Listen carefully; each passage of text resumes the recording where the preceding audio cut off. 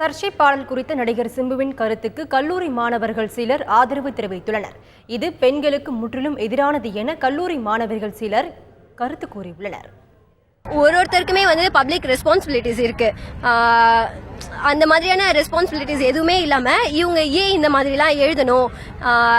நிறைய பேர் இருக்காங்க இந்த மாதிரியான, இப்போ எஃபில இந்த மாதிரியான ஸ்டேட்டஸ் போடுறது, அதெல்லாம் நிறைய பேர் இருக்காங்க. ஏன் இந்த மாதிரிலாம் பண்ணணும்?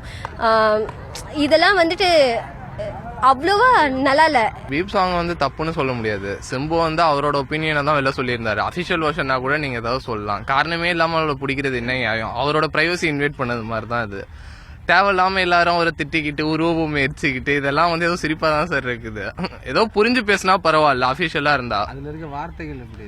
வார்த்தைங்க அவரே தான் சார் பீப் போட்டாரு சார்.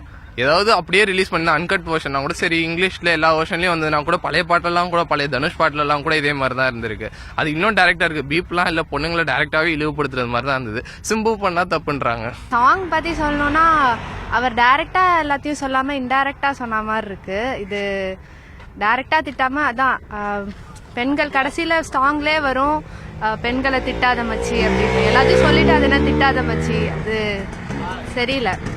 ஒரு மாதிரி இன்சல்ட் பண்ற மாதிரி இருக்கு. எத்தனை சாங்ஸ் தான் இந்த மாதிரி வந்துட்டே இருக்கும்? பொண்ணுங்க திரும்ப அதை பேச ஆரம்பிக்க மாட்டாங்களா என்ன?